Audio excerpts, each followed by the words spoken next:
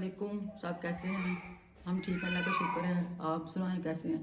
तो आज हम बनाने लगे हैं फ्रूट चाट, खट्टी मीठी फ्रूट चाट बनाने लगे हैं। जो मैं दिखाती हूँ आपको जो जो मैंने चीज़ें तैयार की हुई हैं, रमज़ान के लिए बनाए हैं, इफ्तारी के वक्त खाएं, बहुत मज़ेदार बनते हैं ये फ्रूट चाट।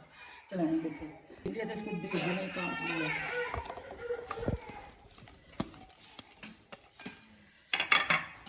तकरीबन 3 मरूद लिए थे, इनको भी काट लिया है।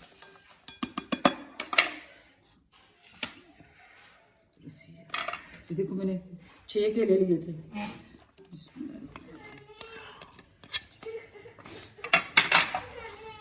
देखो मैंने एक अनार लिया रेड, बहुत मज़ेदार।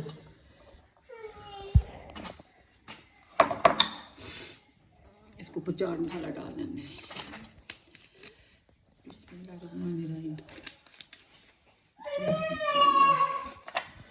देखिए जो मैं टमाटर का जूस डालने के ऊपर इसके बिस्मिल्लाहिर्रहमानिर्रहीम, इसको मिक्स करके फिर दिखाते हैं आपको।